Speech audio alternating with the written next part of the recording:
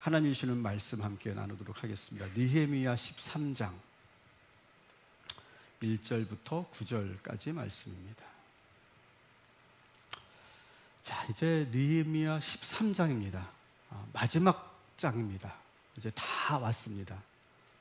그렇다고 오늘이 마지막은 아닙니다. 끝날 때까지 끝난 게 아니죠. 자, 이제 우리가 두 주를 우리가 쉬었기 때문에 여러분들이 조금 기억을 다시 한번 상기시켜 드릴게요. 성벽 재건을 마치고 봉헌 예배를 드렸죠. 그죠? 봉헌 예배를 드렸습니다. 그리고 이 봉헌 예배를 마치고 나서 이 13장은 어떤 내용이냐? 아직 해결되지 않았던 남아있는 그 개혁의 과제들을 느헤미야가 수행하는 그런 장이 바로 13장이라고 볼 수 있습니다. 그래서 이 13장은 여러 남아있는 숙제들을 해결해 가는 그런 내용인데, 오늘은 1절부터 9절까지 첫 번째 아주 중요한 이스라엘의 개혁의 과제가 나타나게 되는데요. 어떤 개혁인가를 한번 우리가 보도록 하겠습니다. 1절부터 3절까지 우리 같이 읽어보도록 하겠습니다. 그날 모세의 책을 낭독하여 백성에게 들렸는데 그 책에 기록하기를 암몬 사람과 모압 사람은 영원히 하나님의 총회에 들어오지 못하리니 이는 그들이 양식과 물로 이스라엘 자손을 영접하지 아니하고 도리어 발람에게 뇌물을 주어 저주하게 하였습니다. 그러나 우리 하나님이 그 저주를 돌이켜 복이 되게 하셨다 하였는지라. 백성이 이 율법을 듣고 곧 섞인 무리를 이스라엘 가운데에서 모두 분리하였느니라. 아멘. 자, 이 봉헌 예배를 마치고 나서 이 느헤미야가 온 이스라엘 백성들을 향해서 다시 한번 하나님의 말씀, 특별히 모세오경을 읽어줍니다. 자, 그런데 이것은 그 전에 에스라가 말씀을 가르치고 말씀을 들려주었던 때와는 좀 다른 분위기예요. 어떻게 보면 좀 신앙적인 그러한 목적으로 이 말씀을 읽었다라기보다 이것은 어떻게 보면 하나의 개혁을 위한 하나의 과정으로 이 모세오경을 다시 읽고 있는 거예요. 여러분, 이 성경은요, 우리 신앙에도 직접적인 영향을 주지만 이 성경은요, 때로는요, 역사, 사회, 문화, 그리고 여러 그런 사건들을 우리가 여기서 성경을 통해서 알 수 있는 그런 자료이기도 하죠. 느헤미야는 오늘 이 모세오경을 보면서 아니죠, 어떤 신앙적 목적이라기보다 어떤 개혁의 과제를 이제 실행하기 위한 목적으로 모세오경을 다시 펼쳐들었고 백성들에게 다시 한번 읽어주고 있다라고 하는 거예요. 자, 결국 이 모세오경을 읽고 나서 이런 결정을 내립니다. 어떤 결정이냐? 암몬 사람과 모압 사람들은 하나님의 총회에 들어올 수 없다. 이 결정을 내립니다. 이 결정을 내리기 위해서 모세오경을 읽었던 거예요. 자, 그렇다면 왜 암몬 족속과 모압 족속들은 총회에 들어올 수 없는가? 이것을 이제 역사적 근거를 가지고 얘기하고 있습니다. 오늘 말씀에 보니까 그들은 어떻게 합니까? 이스라엘 자손을 영접하지 않았다, 이런 말이 2절에 나오고 있죠. 이것은 신명기 23장 3절 6절에 나오는 내용이에요. 이것은 신명기는 뭡니까? 이스라엘 백성들이 광야에서 출애굽해서 광야에 있을 때 이야기죠. 광야에 있을 때, 광야에서 이제 유리할 때 이 모압 족속과 암몬 족속은 어떻게 했느냐? 이 이스라엘 백성들을 괴롭혔어요. 전혀 도와주지 않았어요. 그리고 진로를 가로막고 못 들어가게 했어요, 가나안으로. 그런 역할을 했던 사람들이 바로 모압 족속과 암몬 족속이었어요. 그것을 지금 상기시키는 거예요. 모압 족속과 암몬 족속은 우리가 광야에 있을 때, 우리 조상들이 광야에 있을 때 그렇게 우리를 괴롭혔던 족속들이다. 두 번째 이유는 민수기 22장부터 24장에 나오는데, 여러분 발람 선지자 이야기를 아실 거예요. 모압 사람들이 발람 선지자를 매수합니다. 그래서 발람 선지자의 입에서 이스라엘을 저주하도록 만듭니다. 그렇지만 발람 선지자는 저주하지 못했죠. 하지만 어쨌든 이 모압 족속과 암몬 족속들은 이스라엘이 잘 되기를 원치 않았고 계속해서 끌어내리고 방해하고 괴롭혔던 사람들이에요.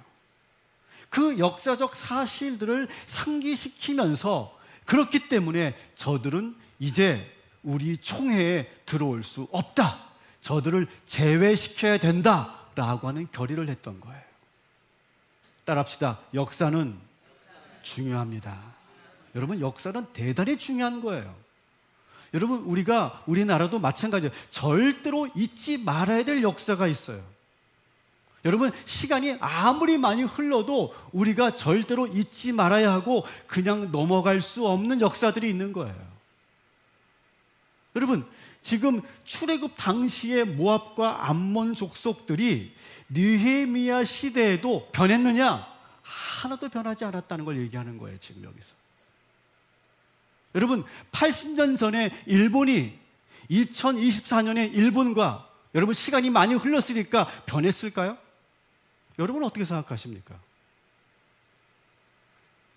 지금 오늘 이 느헤미야는 출애굽 당시의 모압과 암몬이 지금 현재 이 모압과 암몬이 하나도 변하지 않았다.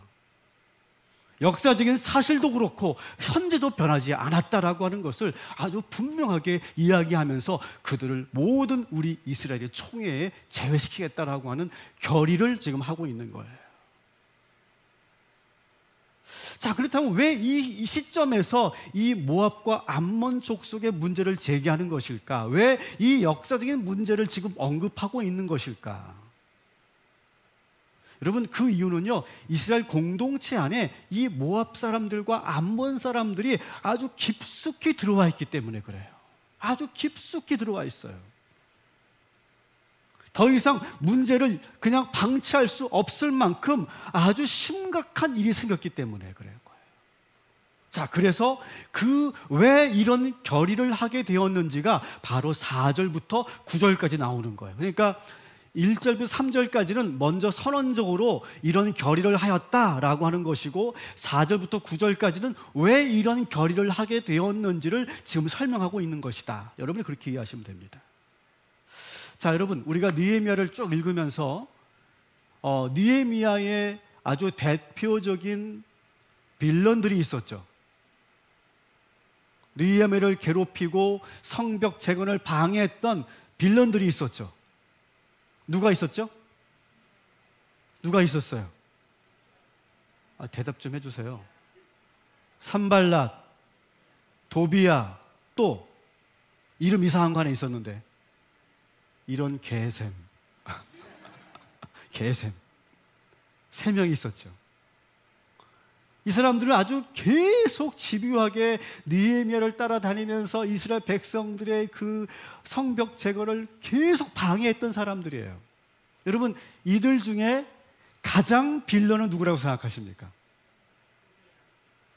누굴까요?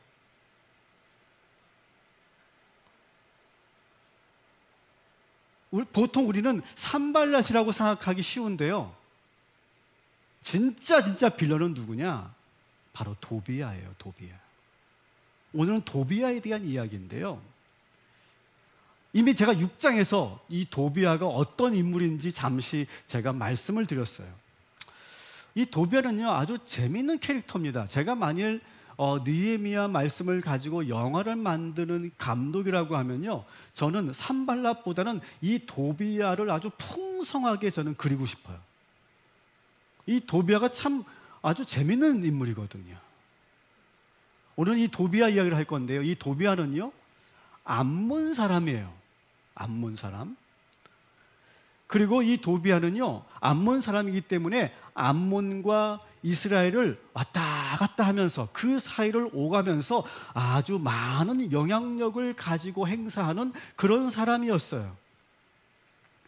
그가 이스라엘의 예루살렘에 아주 큰 영향력을 갖게 된 계기는 뭐냐? 정략 결혼이었어요. 6장에 나오는 내용들입니다.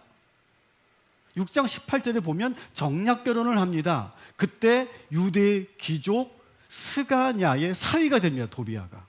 유대 귀족의 스가냐의 사위가 되고, 또 이 도비아의 아들 여호야난도 역시 유대 귀족의 무술람의 딸과 결혼을 시킵니다. 그래서 유대 귀족들과 계속 결혼 관계를 통해서 아주 깊숙이 들어오게 되는 거예요. 그러면서 이 도비아는요, 서서히 이스라엘 안에 들어와서 아주 많은 영향력을 갖게 됩니다. 그래서 느헤미야가 하는 말과 느헤미야의 정책과 이 성벽 재건의 모든 내용들을 다 들을 수 있었어요. 그 사돈들을 통해서, 그 친척들을 통해서, 가족들을 통해서 다 들을 수 있었어요. 그리고 이런 일도 있었죠. 유대 귀족들이 도비아가 그렇게 느헤미야를 괴롭히고 성벽 재건을 그렇게 방해하는데도 이 유대 귀족들은요, 이 도비아를 계속 은근히 느헤미야 앞에서 칭찬을 합니다. 총독님, 너무 이렇게 도비아를 미워하지 마십시오. 이분 참 좋은 사람입니다. 이런 식으로 계속해서 은근히 막 칭찬을 하는 거예요. 자, 6장 19절을 다시 우리 한번 읽어보도록 하겠습니다. 그들이 도비아의 선행을 내 앞에 말하고 또 내 말도 그에게 전하니 도비아가 내게 편지하여 나를 두렵게 하고자 하였느니라. 아멘. 자, 이런 일이죠. 은근히 유대 귀족들은 도비아를 칭찬하고, 또 느헤미야가 한 말을 이미 다 스포일러가 되고 다 흘러가고, 심지어는요, 이 도비아가 느헤미야에게 겁박하는 편지까지 보내는 아주 대범한 사람이었어요. 자, 근데 이 6장에서는 이 느헤미야가 이 도비아의 문제를 대응하지 않습니다. 지금은 당장은 성벽 재건이 매우 중요하기 때문에 그 문제를 건드리지 않아요. 그런데 느헤미야가 잠시 바벨론 아닥사스다 왕을 뵈러 갔을 때, 느헤미야가 그 자리를 비워놓고 있을 때, 예루살렘이 없을 때 결국 큰 일이 일어나기 시작합니다. 일이 터졌어요. 어떤 일이냐?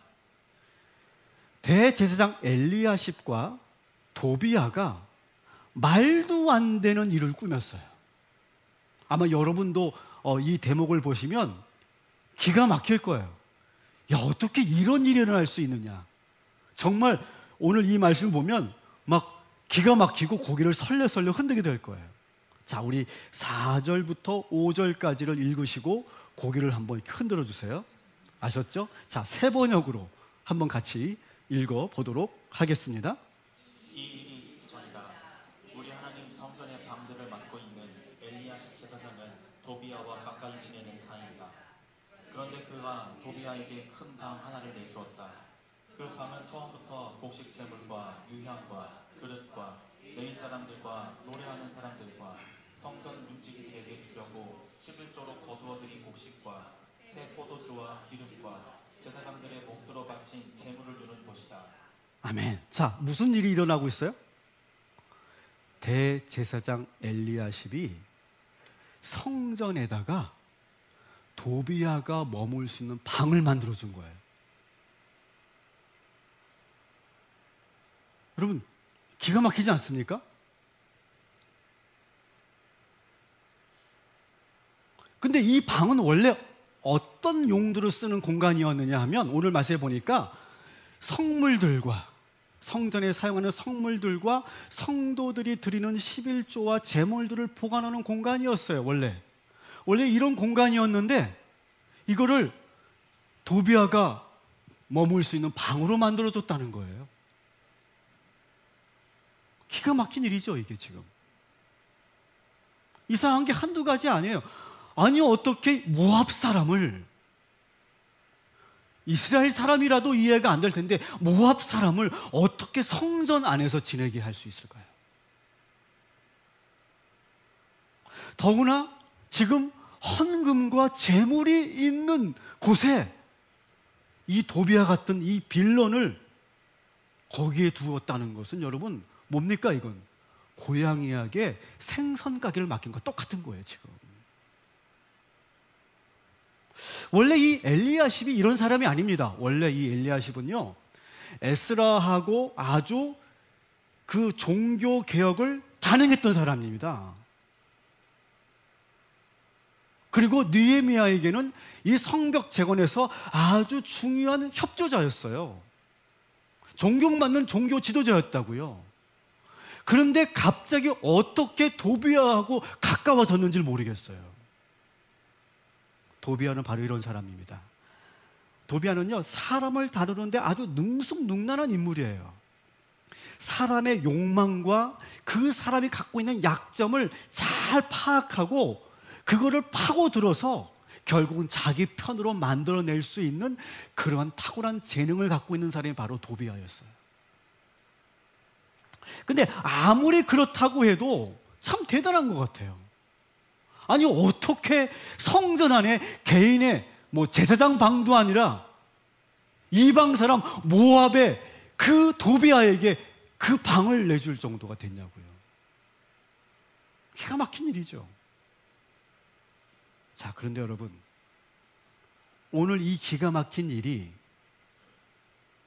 오늘날 우리나라에서도 일어났다면 여러분 어떻게 생각하십니까?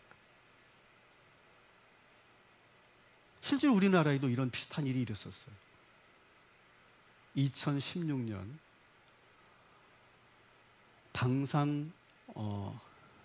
유명한 방산업체 회장이 수백억 대의 방산 비리 혐의로 구속 수사를 받게 됐습니다. 그러면서 그 수사를 받으면서 하나하나 기가 막힌 그런 일들, 그가 했던 행적들이 드러나기 시작하는데요.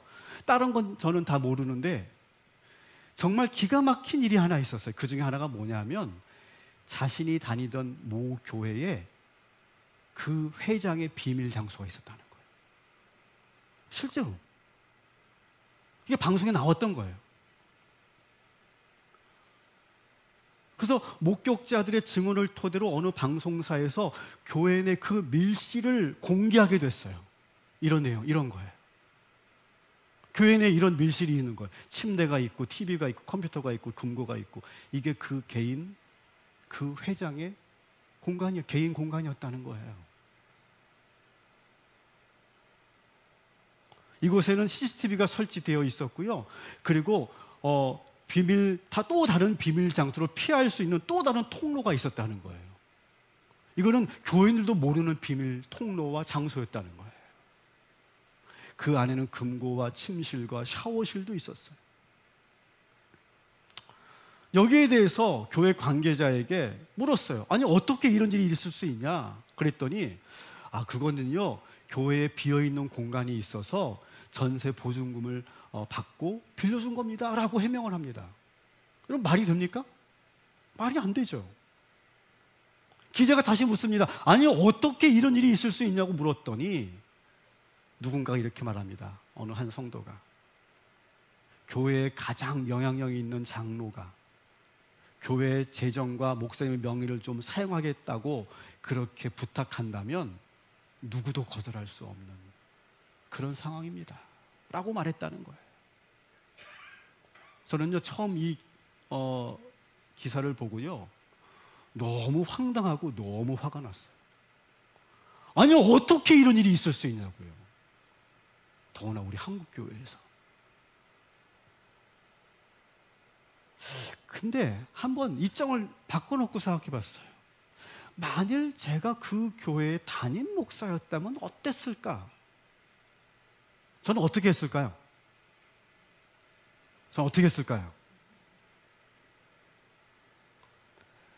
여러분, 대기업 회장이고요, 교회 장로님이에요.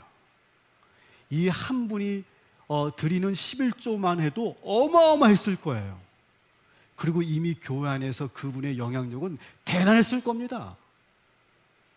그리고 아마 담임 목사님에게 강압적으로 요청하지 않았을 거예요. 아주 정중하게, 아주 어려운 부탁을 하는 것처럼 얘기했을 거예요. 아마 이렇게 얘기했겠죠. 목사님, 제가 하는 일을 아시죠? 저는 사실 국방에 관련된 많은 일을 하고 있습니다. 국가는요, 국민들이 알아서는 안 되는 많은 그런 비밀들을 갖고 있는데, 제가 그 비밀들을 다 제가 자료들을 가지고 있는데 이걸 어디다가 둘 수가 없습니다. 이런 국가 기밀들을 보관할 수 있는 자료를 보관할 수 있는 그런 공간이 필요한데, 목사님, 이걸 함부로 둘 수 없는데 교회 3층에 비어있는 사무실을 제가 사용할 수 있도록 배려해 주신다면 제가 임대료 쪽으로 매월 헌금도 하고 그리고 감사 헌금을 하겠습니다. 목사님, 이거는 국가를 위한 일입니다 라고 정중하게 담임 목사에게 요청했다면 어떻게 할까요? 그렇게 생각하니까 저도 거절하기가 참 어려울 것 같아요. 제가 이 말씀을 드리는 이유는요, 엘리야십과 도비아의 관계도 아마 그런 관계였을 것이다 라고 지금 보고 있는 거예요. 우리가 겉으로 보기 되게 기가 막힌데요, 지금 도비아도 엘리야십에게 막무가내로 막 방을 하나 달라고 막 그렇게 떼쓰지 않았을 거예요. 아주 정중하게, 그리고 엘리야십이 듣기에 아주 솔깃한 그런 제안을 했을 거예요. 이런 제안일 겁니다. 대제사장님, 여기 지금 백성들이 낸 11조와 이 헌물들이 참 많은데 이 헌물들은 사실 시간이 지나면, 유통기간이 지나가면 다 썩어버리는 것들입니다. 이것들을 제가 현금화할 수 있습니다. 황금으로 바꿔드리고 은으로 바꿔드리고 화폐로 바꿔드릴 수 있습니다. 제사장님은 거룩하신 분이니까 그런 어떤 이런 장사치들과의 그런 거래는 하지 마시고 저에게 이 일을 맡겨주시면 제가 알아서 다 해드리고, 그리고 아마 제사장님, 다른 제사장들과 레위인들도 아마 현물보다는 금으로 그렇게 그 사례를 받으면 더 좋아할 거 아니겠습니까? 제가 다 알아서 처리할 테니 조그만 방 하나만 만들어 주십시오 라고 요청했다면 엘리야십이 어떻게 했을까요? 거절하기 어려웠을 거예요.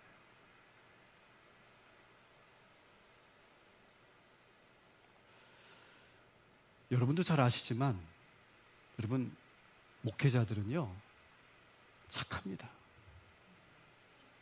착해요. 그래서 사업도 못하고 정치도 못하고 장사도 못합니다. 그러니까 목회하는 거예요. 우리는 그냥 착해요. 착하기만 해요, 우리는요. 그래서 누군가 이렇게 제안을 하면요, 부탁을 하면요, 거절하기가 되게 어려워요. 저도 참 그 거절이 어려워요.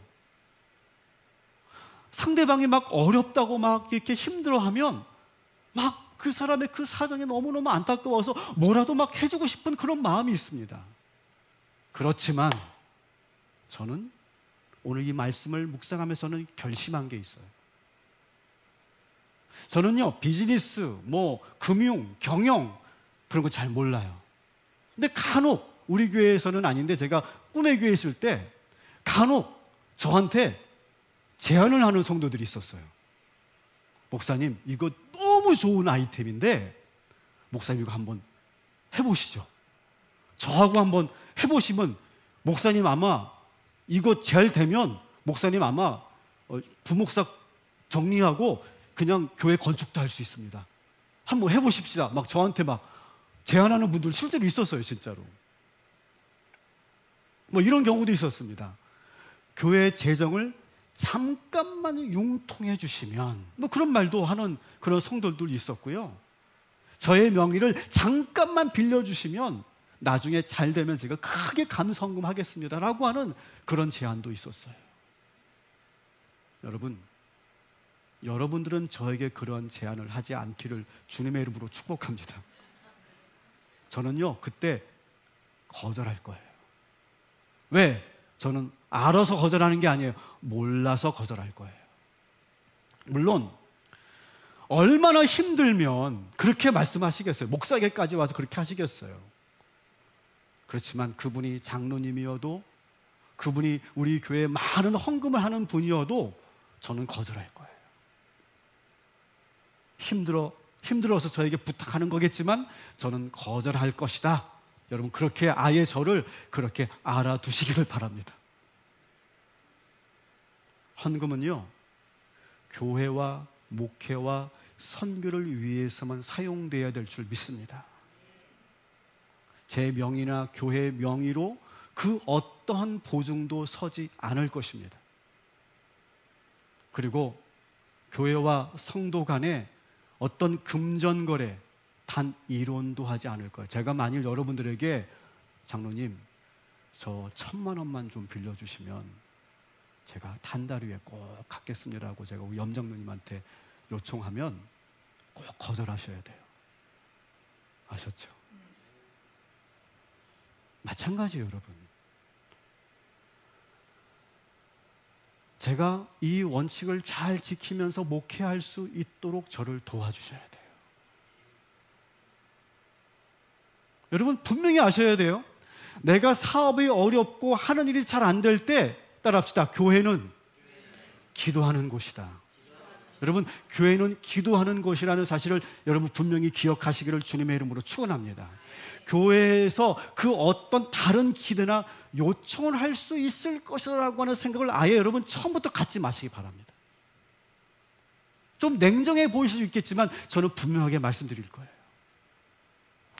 꿈의 교회에서 어느 권사님이, 그분은 참 정말 뭐 겉으로 보기에 정말 모든 예배 다 참석하고 헌금도 정말 많이 하고 뭐 기부도 많이 하고 교회 행사 때마다 많은 거 이렇게 후원도 하는 그런 분이셨어요. 근데 이분의 사업이 점점점 어려워졌어요.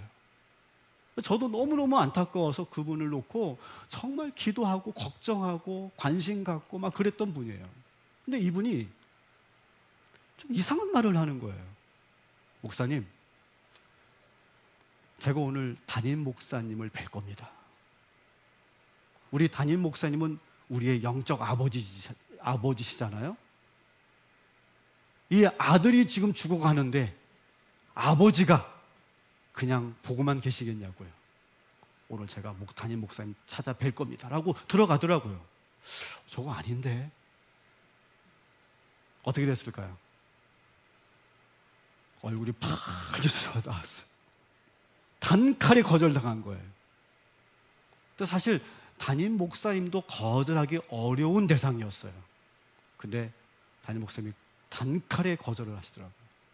아닙니다, 권사님. 그건 아닙니다.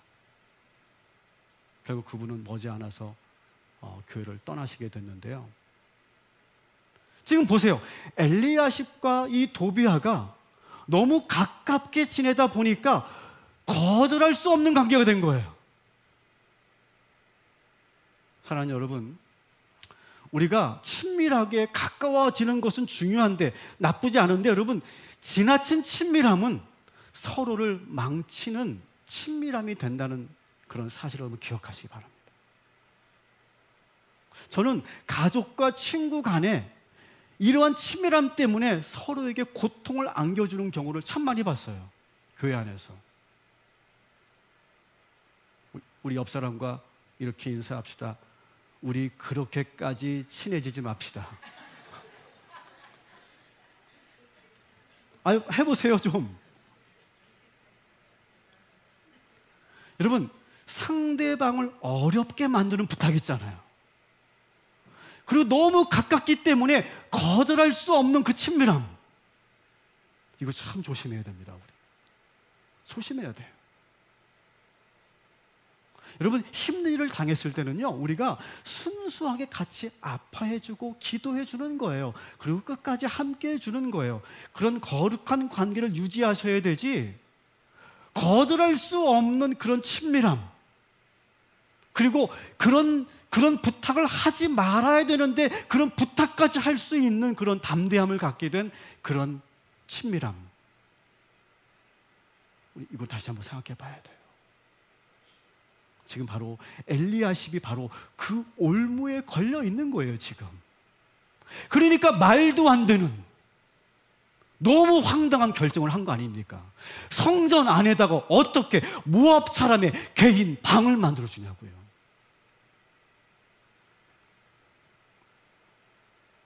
느헤미야는 바벨론에 있다가 그 소식을 듣고요, 왕의 허락을 받고 신속히 예루살렘으로 돌아옵니다. 그리고 아주 단호하게 문제를 처리하죠. 8절 말씀 같이 읽겠습니다. 나는 몹시 화가 나서 도비아가 쓰는 방의 세간을 다 바깥으로 내던지고 말하였다. 그 방을 깨끗하게 치운 다음에 하나님의 성전 그릇들과 곡식 제물과 유향을 다시 그리로 들여다보아라. 아멘.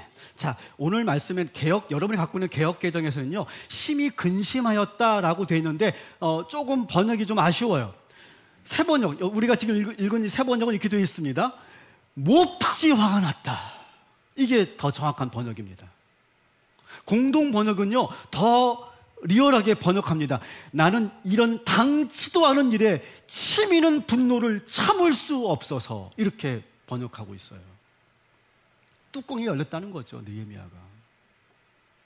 아니, 어떻게 도비아라 같은 놈이 성전에 방을 만들어 놓고 엘리야십은 지금 뭐 하고 있는 거고. 화가 난 거예요. 그래서 한 걸음에 달려와서 그 안에 있는 모든 가재도구들 다 내던져 버리고, 그리고 다시 원래의 성물과 헌금들을, 제물들을 모아두는 그런 장소로 다시 바꿨다는 거예요. 회복했다는 거예요. 여러분, 저는 이 장면을 보면서 떠오르는 말씀이 있었어요. 예수님께서 성전을 정화하시던 장면이 떠올라요. 장사치들의 소굴이 된 성전을 보시며 크게 화를 내시며 상인들의 자판을 둘러 엎으시고 채찍질로 장사치들을 몰아내셨던 장면. 그리고 다시 그 성전을 기도하는 집으로 회복하셨던 장면. 여러분, 느헤미야가 없으니까 바로 이런 일들이 바로 일어나지 않습니까? 여러분, 우리도 마찬가지예요. 여러분, 우리 안에 여러분 예수님이 없으면 우리의 마음은 다시 죄의 소굴이 된다는 사실을 기억하시고 또 기억하시기를 주님의 이름으로 축원합니다. 느헤미야가 없으니까 그렇게 어렵게 만들어 놓았던 성벽과 개혁들이 와르르 무너지지 않습니까? 마찬가지예요. 우리 안에 예수님이 없으면 우리는 다시 돌아가는 거예요. 말씀을 정리합니다. 여러분은 이 말씀을 들으면서 무슨 생각을 하십니까? 저는 오늘 이 말씀을 들으면서 이런 질문을 해보게 됩니다. 한번 따라합시다. 가슴에 이렇게 손을 얹으시고, 내 안에, 내 몸에, 내 삶에, 우리 가정에, 우리 교회에, 우리 일터에, 우리 나라에 조용히 파고들어와 우리를 병들게 하는 것은 무엇인가? 여러분, 그거를 오늘 찾아내시기를 주님의 이름으로 축원합니다. 여러분, 그것을 그냥 방치해 두면 나중에 큰 문제가 일어나고 다시 그것을 회복하려고 해도 회복할 수 없는 그런 지경이 될 거예요. 오늘 우리들에게 이 말씀을 주신 거예요. 그래서 만일 여러분들이 여러분 삶 속에 깊이 침투해 있는 도비아를 찾아내셨으면 과감하게 결단하시기를 주님의 이름으로 축원합니다. 여러분, 문제가 있는 걸 알면서도 방치하고 차일피일 미루면 안 돼요. 과감하게 결단하고 달라지지 않으면, 바뀌지 않으면 큰일 나는 거예요. 여러분,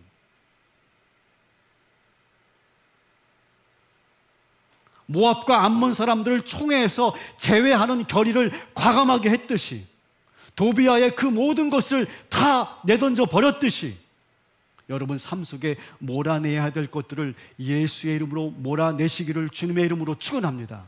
여러분 인생의 도비아를 예수의 이름으로 물리치시기를 주님의 이름으로 축원합니다. 사랑하는 성도 여러분, 말씀의 힘으로 여러분의 삶을 새롭게 하시기를 다시 한번 주님의 이름으로 축원합니다. 여러분, 이 도비아와 유대 귀족들은 결혼 관계로 묶여 있다고 그랬어요. 하나님의 백성들이 이방인 도비아와 한 가족이 됐다는 거예요. 여러분, 이것은 영적으로 많은 것을 생각하게 하는 말씀입니다. 명절이 되었습니다. 저는 명절 때 우리가 해야 될 것은 우리가 사랑하는 가족들과 함께 맛있는 거 먹으면서 함께 교제하고 그리고 못다한 그런 대화를 나누고 회포를 풀고 그런 것도 참 중요하다고 생각합니다. 그러나 여러분이 그러면서도 한 발 물러나서 한번 우리 가족을 한번 이렇게 보시기 바랍니다. 우리 가정 안에 계속 반복되는 문제들이 있을 거예요. 계속 해결되지 않고 계속 반복되고 계속 도비아처럼 침투해 있는데 그거 제대로 해결하지 못하고 방치되어 있는 문제들이 있을 거예요. 여러분 가정에 조용히 숨어있는 이 영적 어려움들이 무엇인지 여러분 보시길 바랍니다. 여러분 가정 안에 가난의 문제, 미신의 문제, 갈등의 문제, 그 갈등으로 인해서 해체가 되는 그런 위기, 또 형제들 간의 가족 간의 어떤 경쟁심, 아주 오래된 상처, 그리고 외도, 우울증, 질병, 열등감, 계속되는 그런 실패와 그런 실패 무력감, 여러분 가정 안에 이런 것들이 도비아처럼 스며들어 있는지 보시고 여러분 예수의 이름으로 물리치고 우리 가정이 새롭게 변화될 수 있도록 여러분 팔을 걷어붙이고 시작하시기를 주님의 이름으로 축원합니다. 세 번째로 다시 말씀드립니다. 상대방에게 요청하지 말아야 될 것을 요청하는 잘못된 친밀함에서 벗어나시기를 주님의 이름으로 축원합니다. 그렇게 신실했던 엘리야십이 도비아를 만나 가까워지면서 정말 말도 안 되는 행동을 했던 것을 여러분 기억하시기 바랍니다. 인생에서 누구를 만나느냐가 그래서 중요한 거예요. 여러분 이러한 만남, 도비아와의 만남과 같은 이런 만남을 여러분 조심하셔야 돼요. 너무 친해져서 잘못된 것이라는 걸 알면서도 그 요청을 거절할 수 없는 그런 관계, 너무 친해져서 부정한 것을 요청해도 된다고 생각하는 그런 관계, 여러분 우리가 그런 관계를 만들지 말아야 돼요. 저희는 3남매입니다. 우리 3남매가 결의한 게 있어요. 뭐냐? 우리 형제들은 절대 보증을 요구하지 않는다. 너 내 동생이지만 아무리 힘들어도 나한테 보증 요구하지 마. 오빠도 너한테 그렇게 하지 않을 거야. 우리 그렇게 약속했어요. 한 번도 지금까지 그런 일이 없었어요. 아예 그냥 생각에 지워버렸어요. 왜? 그렇게 하지 않고 잘못 판단했다가는요, 형제, 가족들 다 어려워지는 거예요. 우리 그런 관계 만들지 말자는 거예요. 마지막으로 여러분, 예수님이 떠나면 우리 마음은 또 다시 죄의 소굴이 되는 거예요. 사랑하는 성도 여러분, 여러분 안에 있는 도비아, 그 사탄 마귀를 예수의 이름으로 물리치시기를 주님의 이름으로 축원합니다. 예수 이름 부르시고 예수의 능력으로 다시 새롭게 되시기를 주님의 이름으로 축원합니다. 아멘.